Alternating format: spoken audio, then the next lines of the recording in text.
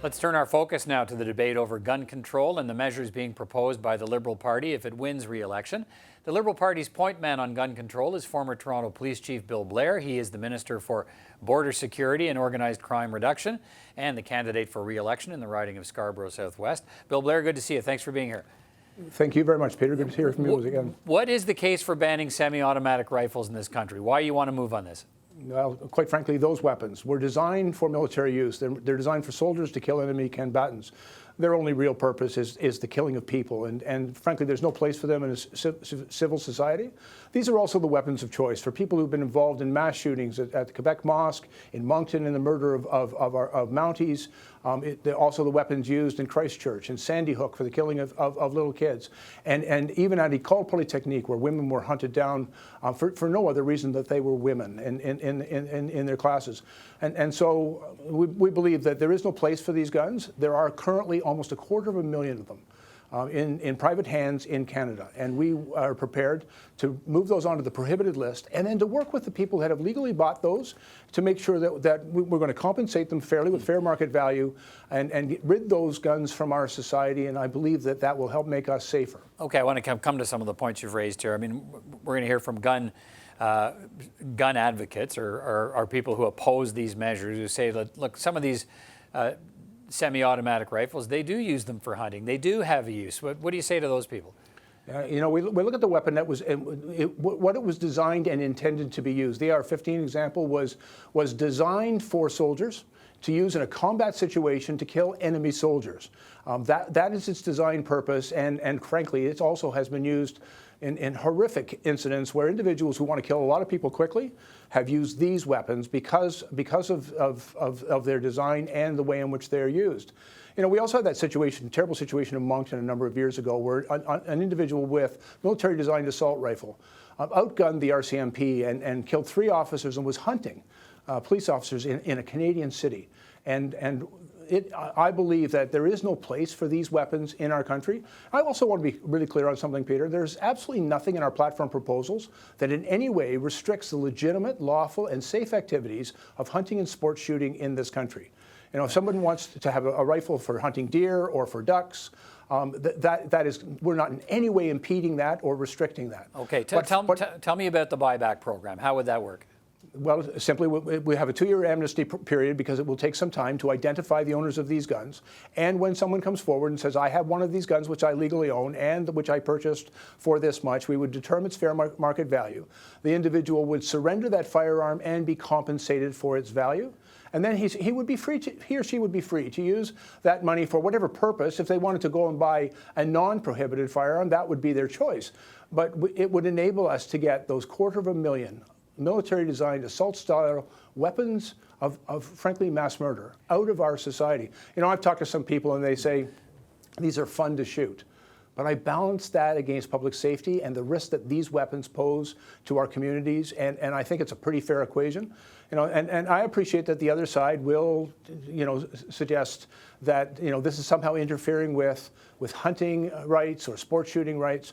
And quite frankly, these are not toys. They're weapons designed to kill, and we don't think there's a place for them in our society. Okay, how much will it cost you to buy back these semi-automatic rifles? As I said, there's about 2,500 of these that known in private hands in Canada.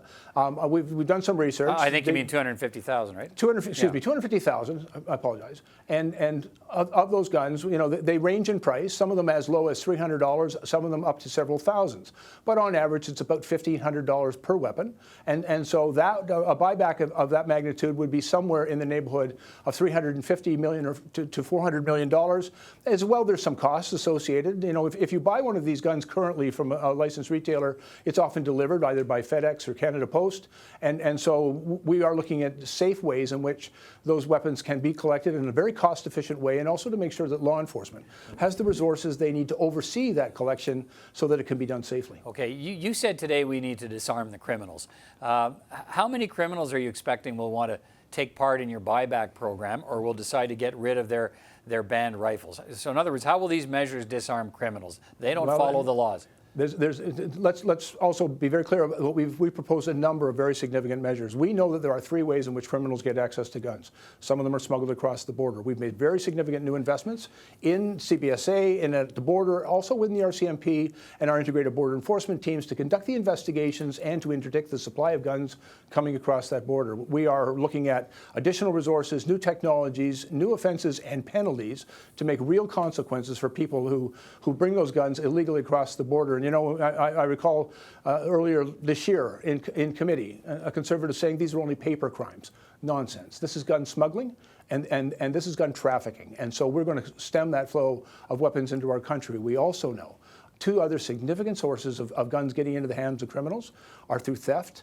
You know, the gun that was used in the Danforth, the Danforth shooting, just as an example, was stolen from a gun retailer in Saskatchewan a few months before. It ended up on our streets, and it was used to kill 2 innocent kids and injure 13 other, innocent civilians. Right. And so we are bringing in regulations that will require. Like right now, all you have to do to store those firearms is put them in a non-transparent locked container or a room that's locked, that's difficult to break into. That is clearly insufficient. And so the vast majority of conscientious handgun owners store them in a safe or a vault. And we're going to make that a requirement for all people who choose to own a handgun. We're not restricting the people's ability to own a handgun or use it in sport shooting. What we are doing is requiring them to adhere to new requirements of secure storage so they won't be stolen. I want to come to the handgun piece in just a moment, but your critics say this approach to gun violence is essentially an admission that you can't fight the criminals, so you target the legal gun owners by making the rifles illegal. Is this an easier way to curb the violence? No, Peter, that's complete nonsense. I will tell you, I have been fighting gun violence and armed criminals for a number of decades in the largest city in Canada. And there is no one thing you can do, but I don't have any idea how Conservatives can talk about reducing gun violence if they're afraid to talk about guns. And so interdicting the supply of guns that are getting into the hands of criminals is a very critical part of our strategy to keep our communities safe. But it's not all that we were doing.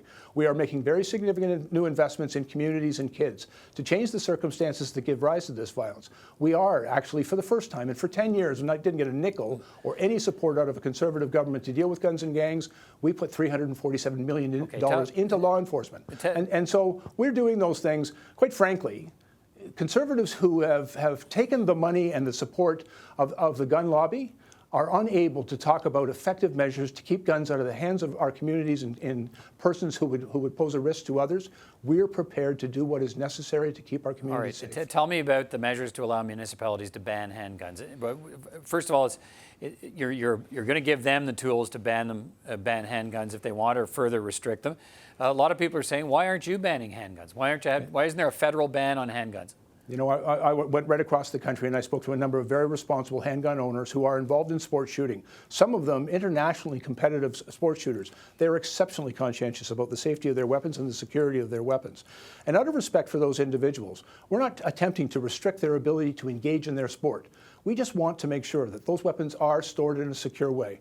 And we also have recognized in our conversations with cities across the country that they have unique concerns about safety in their environment.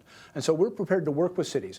And if for example, there requires, perhaps the city would say, we appreciate that a gun should be stored in a vault or a safe, but perhaps not in our city. And perhaps the ranges should be located elsewhere as well. So the gun would not necessarily be stored in their environment or used in their environment. Let's finish on that. Comes back to the question about, okay, how many criminals are going to care about a ban on handguns? How will that stop the shootings we're seeing on cities like the one you're in right now, your city in Toronto, cities across Canada? A municipal handgun ban does what to a criminal who's got a handgun who wants to use it? Handguns are far too readily available to criminals on our streets. And we know if we make it more difficult for a criminal to get their hands on a gun, we can make our communities safer. You know, the police do an enormous amount of work to try to interdict the supply of guns that are getting onto the street. We're going to help the police. I've met with them, talked with them, asked them what they need. Secure storage prevents theft.